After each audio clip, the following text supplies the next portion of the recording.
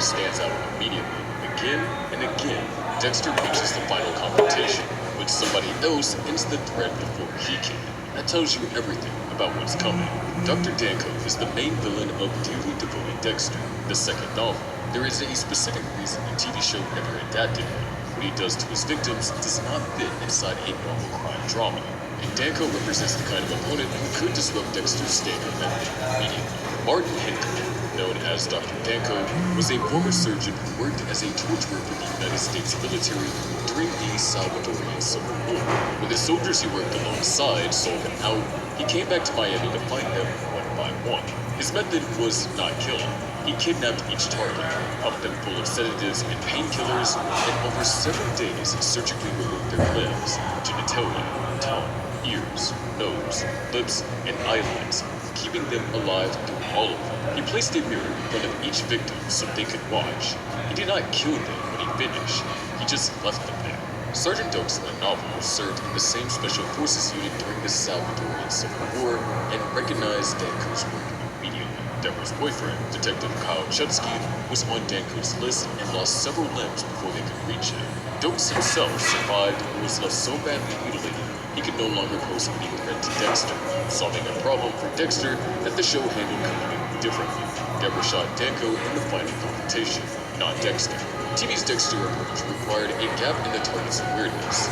Get close, get the needle in, move to the next step. Danko was a trained military asset, specifically targeting people with special forces backgrounds, meaning people built to notice exactly that kind of approach.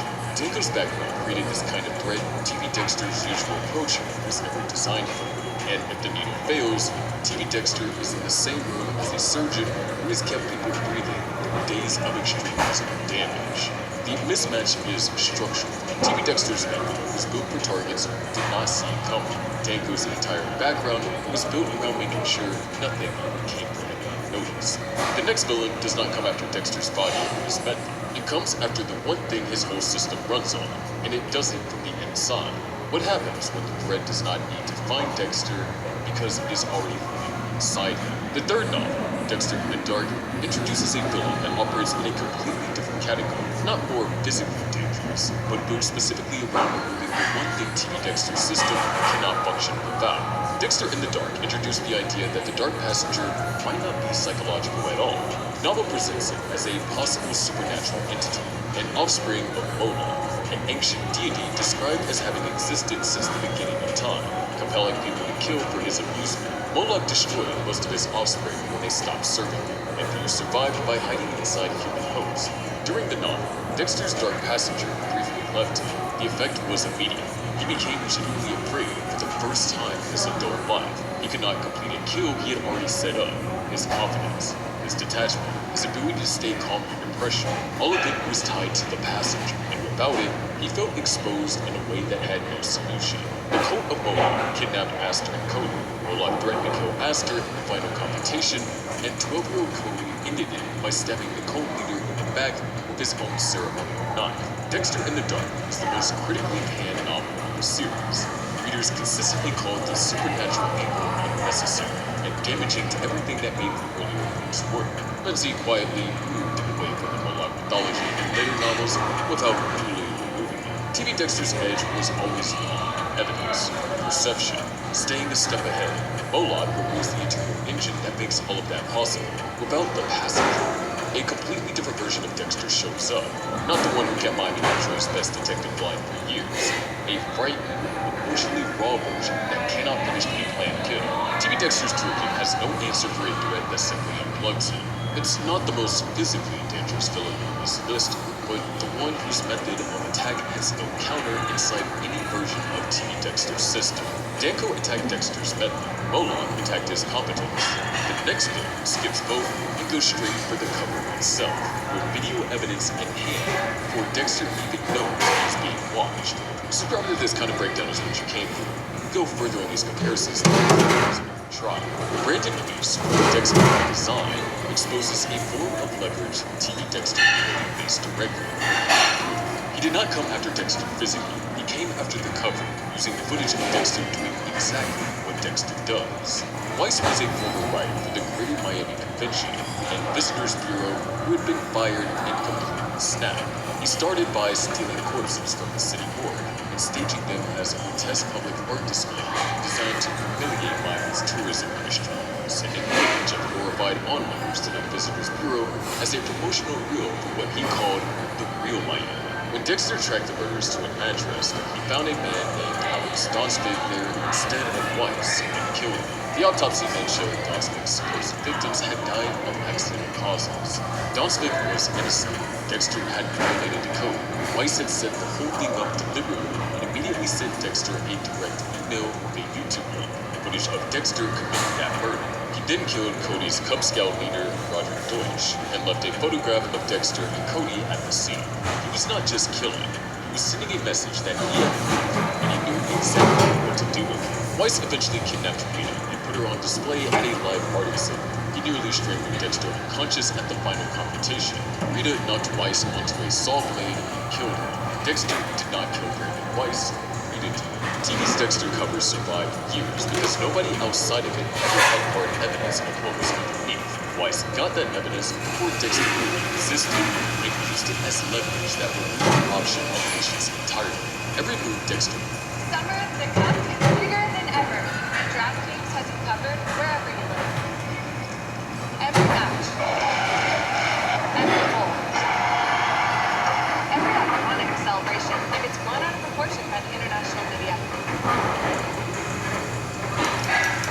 Pinkies up.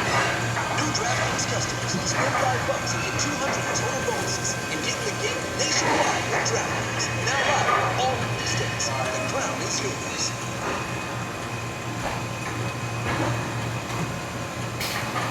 My coworkers thought I lit fire. It's funny how I became the most productive person in the office just because I sleep like a baby now. So I almost made the dumbest mistake of my life. I got these little sleep gummies, and honestly, I was ready to return them. I did not expect them to be this crazy, but before I was going to ship them back, I figured I'd at least try them. Since I already wasted $1 million on the sleep meds and melatonin, it left me feeling a little zombie. And guys, listen, this didn't just shut off my racing mind. It knocked me out in 15 minutes and made me sleep through the entire night without waking up once. That's when I realized I wasn't just keeping them. I needed to get more as soon as possible. I called up their support team. Hey, can I still get in on that 30% off deal? They explained to me that this deal would normally be longer, but they've made a bit of a mistake and the deal is back. Apparently, they completely sold out some time ago, but then panicked, doubled their production, and made way too many gummies. Now their warehouse is overflowing and they need to get rid of them fast. So they're running this insane deal. Grab a bunch with code YouTube before they come to their senses and end the deal. Knocked out corporate warriors and people who thought good sleep was a myth are obsessed with these gummies for no reason. First, they are a powerful blend of teas and calming botanicals. Second, it turns off the brain and puts you to sleep in about 15 minutes. Then steps in, keeping you asleep and making sure you don't randomly wake up at 3 a.m. While botanicals like L-theanine, ashwagandha, and reishi chill out your tense muscles and anxious thoughts. They make sure you get that precious REM sleep. These have helped over 850,000 people remember what it's like to wake up and not immediately want to crawl back into bed. They are actually fresh and ready to crush it, not groggy, exhausted, or with brain fog from sleep meds and melatonin. Oh, and they are legal, third-party tested, made and grown in the USA, and they even ship them in boring packaging, so neighbors don't judge you. Now that deal is still on. The time is ticking, so what are you waiting for? Click the link below, put in the YouTube code, and get them for 30% off and with a 100-day money-back guarantee.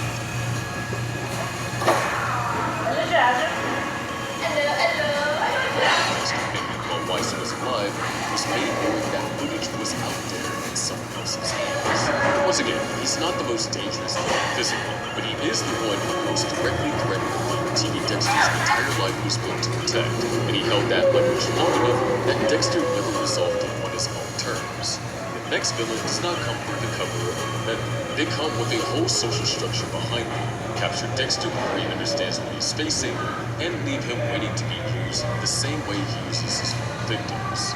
Alana Acosta and the Cannibal Coven from Dexter is Delicious put Dexter in a position the TV show rarely came close to. few team villains ever reduced Dexter to pure prey the way that COVID did. The fifth novel opened with the birth of Dexter's daughter, Lily Ann, leaving him feeling a level of emotional attachment he usually kept buried. For a stretch of the book, Dexter was operating without his usual detachment. That is the version of Dexter who walked into the Covenant's orbit. Alana Acosta was the wife of Miami City Councilman Joe Acosta and the leader of a group of cannibals operating out of a Miami nightclub called Vane. She was not who anyone suspected. Organized, socially embedded, protected by her husband's political position. Her stepson, Bobby Acosta, was a full member. Dexter, Deborah, and Kyle Chesky were all captured at an abandoned amusement park called Buccaneer Land that Bobby's father owned.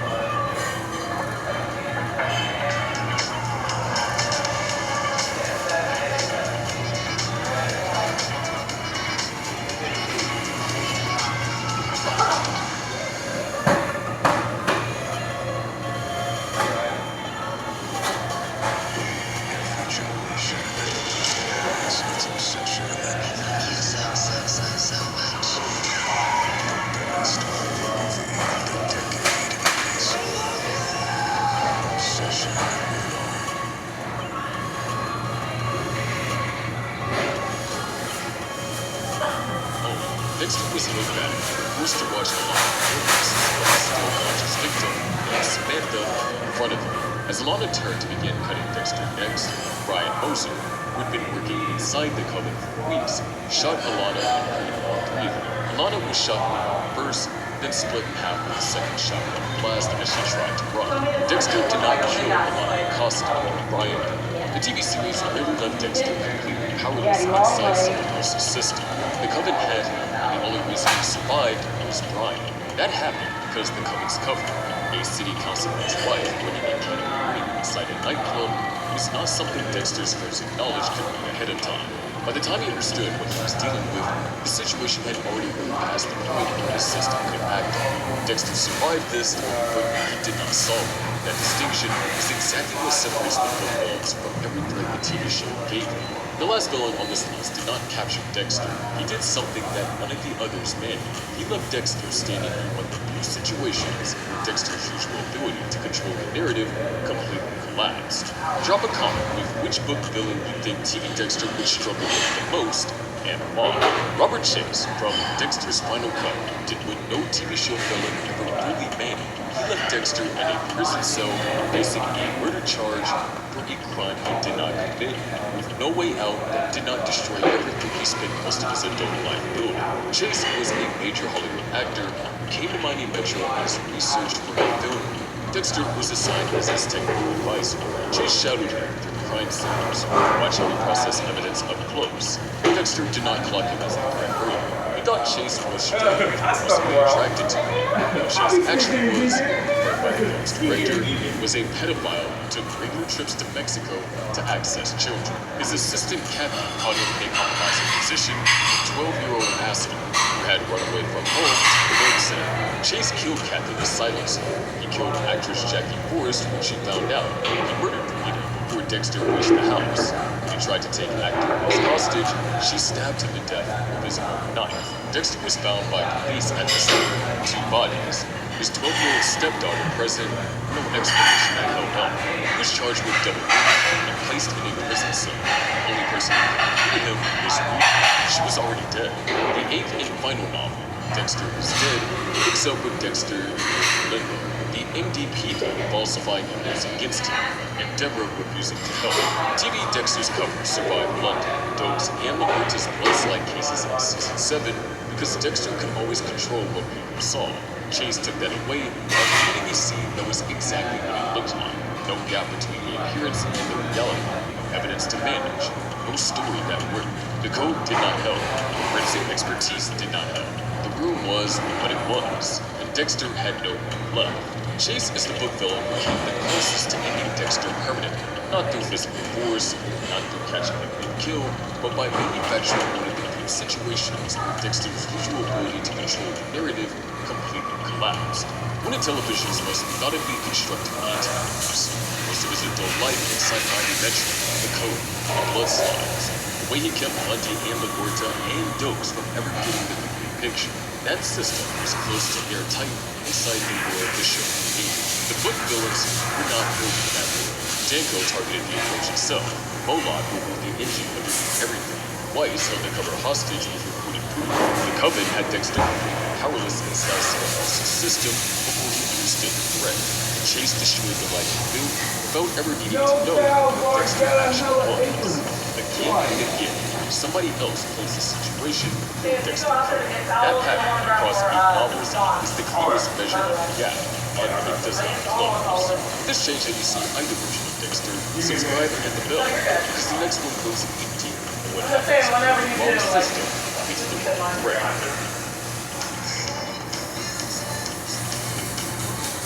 I'll let me grab my rooms real quick. I know.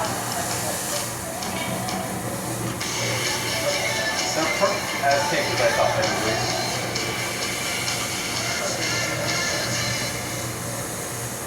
You know me, I'm stubborn as fuck, baby. Well, these are still my original pairs. You guys, those are updated. Yeah, I think that's right. My first pair last year. Oh, yeah. Mine only lasted me like, I don't know how long, maybe a year now. No. But still, that's pretty fucking good for one pair. 8 hours a day, 5 days a week.